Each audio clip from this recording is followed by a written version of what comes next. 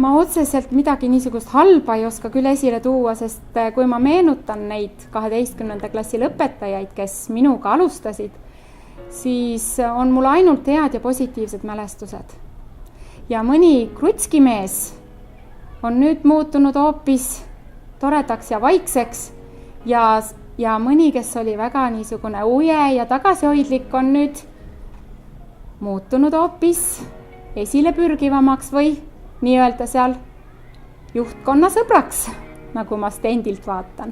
Seda klassi meenutades tuleb meelde kõigepealt see, et me hakkasime korraldama sahtlipidusid.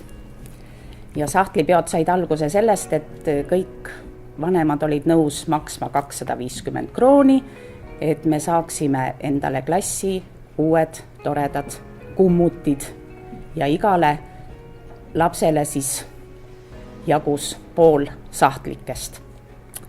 Ja siis mõtlesime, kuidas oma toredaid vanemaid tänada ja nii sündiski mõte teha kevadel üks pidu ja selle peo nimeks sai sahtlipidu ja need lapsed on eelkõige jäänud mul sahtlipeoga seoses meelde.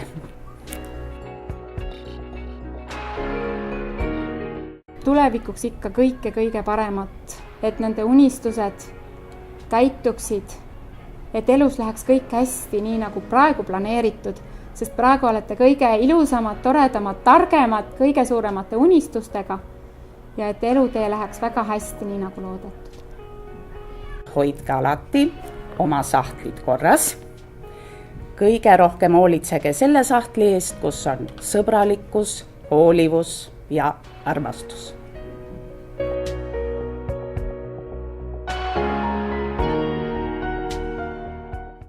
Et eks selle 3 aasta jooksul on nii mõndagi juhtunud. Et kuigi võib öelda, et mõnda klassiõed on olnud ju mitte ainult gümnaasiumis, vaid alates 5. klassist. Ja see, mis meelde jääb, on paraku võib-olla tõesti rohkem seotud sigadustega kui see, mis on nüüd puudutab õppetööd. Nii et võib-olla siin paar märksõna, et kui ma räägin meie Kihnu reisist, siis ma arvan, et armsad õpetajad, teil tekivad kohe sellega omad emotsioonid, mõtted. Ja muidugi meie võrratu Berliini reis ja meie seiklused Frankfurdi lennujaamas.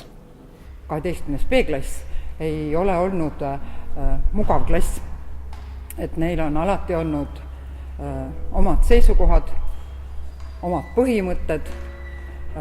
Kuidagi see on niimoodi kujunenud juba, võib öelda, et kuskil põhikooli ajal välja.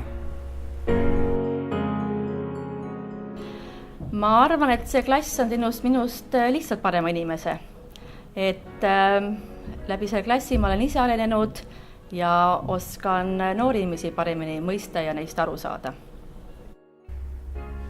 12. B võib öelda, samas on selline ühtehoidev klass, et nad üllatavad mind oma otsekohesusega ja oma julgusega teinekord ja väga tihti tuleb ette, et nad tuletavad mulle meelde, miks ma olen õpetaja. Et rõõmustavad mind oma heade tulemustega, kurvastavad mind, kui neil ei lähe hästi. Soovin teile loomulikult kõigepealt edukat eksamiperioodi, rahulikku meelt, et 12 aastat on olnud pikk aeg, et selleks korralikult ette valmistada ja olge lihtsalt sama tublid ja armsad kui siiamaani. Tulevikuks soovin ma kindlasti neile seda, et nad unistaksid suurelt, et seaksid endale eesmärgid, mille poole püüelda ja et nad ikka oma elus mängiksid peaosa, et ei läheks lihtsalt vooluga kaasa ja samas teeksid kõik selleks, et need eesmärgid saaksid täidetud.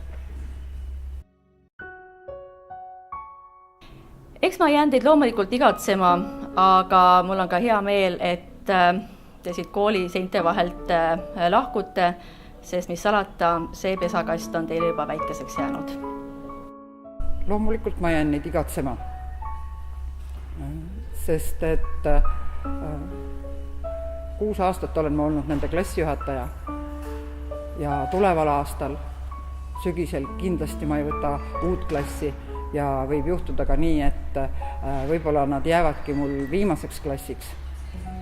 Ja õpetajana ma leian, et igal õpetajal peaks olema ikkagi oma klass, omad õpilased, kelle tegevused siis õpetajad nagu isegi innustavad, võib ju öelda. Ja kurb on see, et 1. septembril siis nüüd uuel aastal ei seisa ma enam õhupall käes ja ei oota neid siin koolimaja ees kooli tulemas.